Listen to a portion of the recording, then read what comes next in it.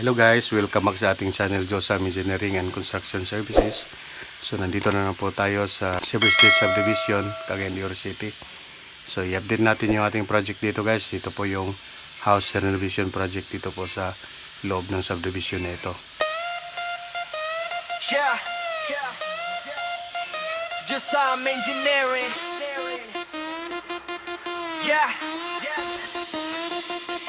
Josam Engineering and Construction Services, quality sa project. So ito na po guys, no? Dito po sa may parking lot, yung ginagawa nila na canopy sa parking lot. Ito po, hindi pa po tapos. Kasalukuyan pa po yun na ginagawa nila. So medyo po sila natagalan dito guys kasi po kailangan po nilang sundin yung tamang detalye ng pagkakagawa para po maganda po yung canopy na ito para hindi tayo mapapaya sa ating kliyente.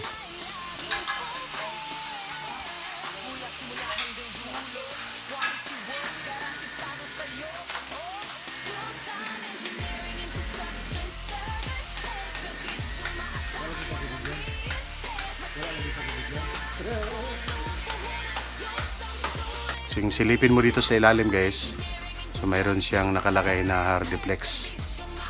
So wala tayong makikitang yero pag dito tayo tumingin sa ilalim.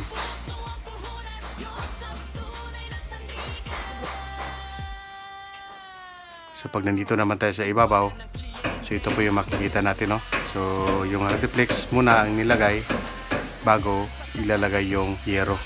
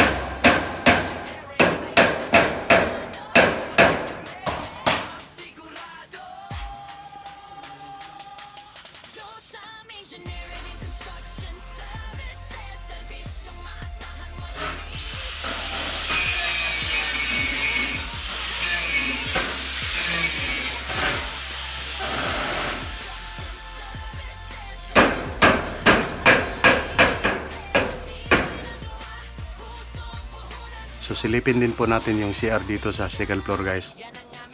So ito po yung second floor. Nalagyan na po siya ng tiles. So parang marumi sa tingnan guys, pero hindi po. Ganyan po yung design ng tiles guys. Wall tiles na ginamit.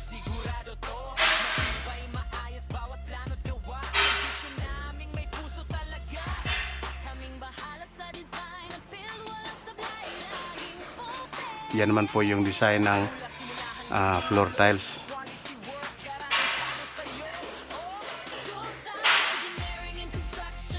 Sa mayroong nag-iisang karpintero dito guys, tinapos niyang lagyan ng mga edge yung mga drawer ng cabinet na ginawa nila.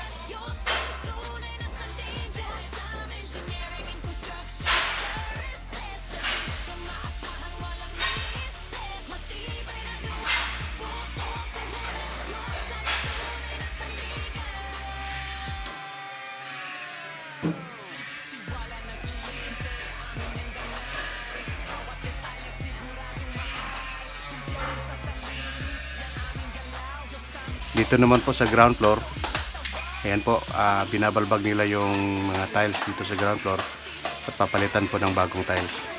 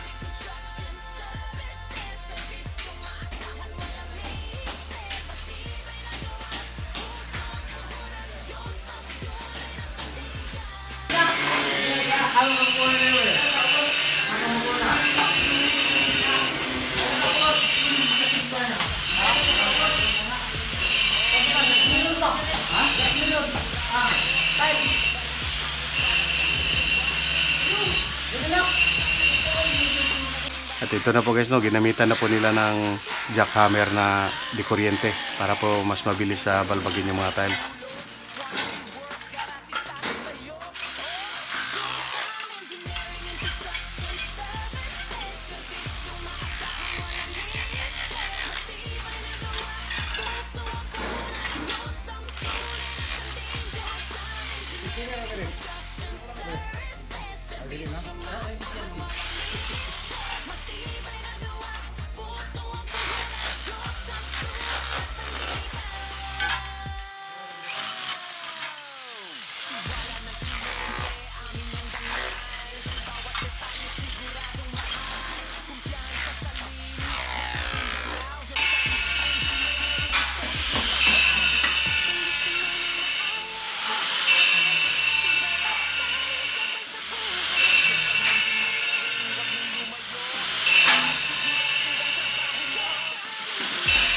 At saka yung CR din po dito sa ground floor guys, lalagyan na rin po ng tiles. Yan po, sa nakikita nyo, pinapahiran po siya ng tile grip para po mas lalong kumapit yung tiles na ikakabit dyan.